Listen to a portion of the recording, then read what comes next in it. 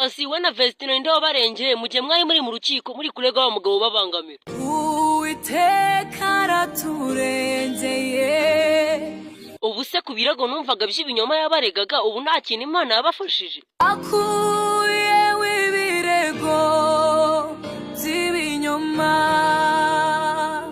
Ariko Dorcas nawe urasetsa ubwo se gukunda kujya mu cyumba araramo kuvamo umutsinze asiga amaboko ya yaraza he. Ukuboko kwe kuri kubarembejwe n'imyambi y'umubisha. Shange ndumva bimbabaje ubu se nyarukiye muri salo ni ibiki abakorera. Ora tutopesa. Baba we birumvikana no kugira mutazagira icyo mubona ubwo se abayumva mutabona iki. Tutazabona gakondo. Ariko Bruce Melody umukobwa bita DJ Karash wirirwa sebya nyambo ubu tumwite nguki koko. Tumwite munyakazi. Naho yamana wirirwa kumusuwagege. Tumwite munyakazi. Guys nabaga nibere ku ishuri nta kibazo nifite ariko kumva uri gusebya nyambo byo ubu ngiye kubaga naki. Niko DJ Karash wanshinzi ubwo we ntago wambara nabi ko nawe kuvuga. Yera abanambaye nabi mpumura. Nta kibazo. Bururu tawandi wambaye neza nuka. Ese ubundi projet yo gushaka views usebya nyambo yatangiye gute konzi ko n'umuntu gukurikira. We nigeze kora no mu baby unuka. Oya mwana. Kandi araze. Wisoro ryango yarabimenye ko nuka. Subuko kuri seriye to kujyanye mu rukiko abivuga nyambaranuka n'abantu barabizi. Narabimubwiye.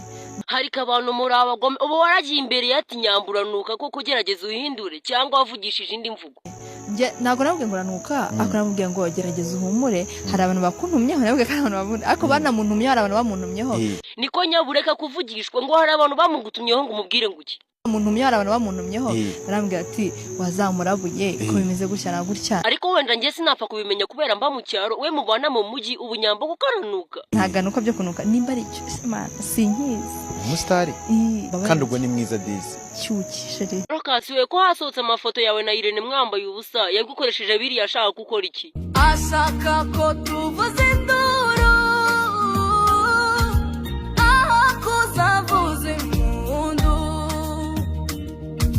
Ariko Dorcas ukimara kumenya ko ashaka gukorera ibintu bibi wahise uhungira he ubu ngubu uri he.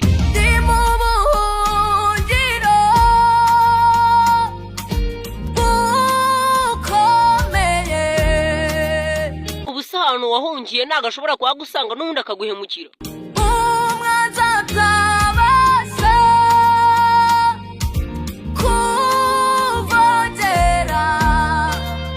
Ndumva wariyishanu wakomeye ubwo sano wihishe nibiki biza bikakubangamira.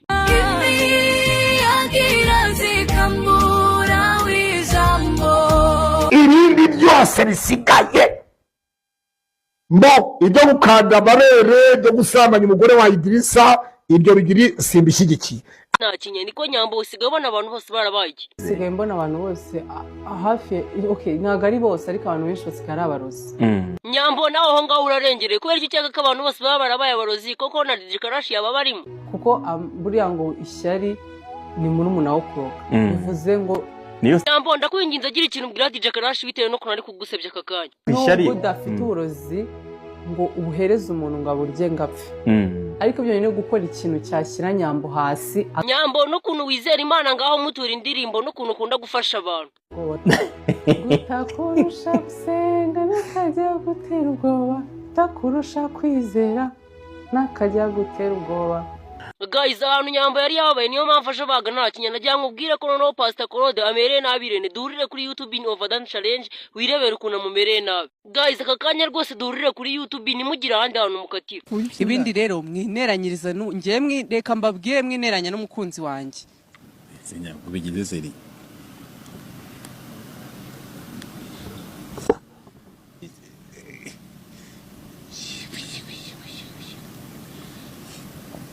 Kuko buriya iburi kandagiyemo bwa mbere rikakujomba wongeye ukarikandanyamo bwa kabiri nabwo rirakujomba.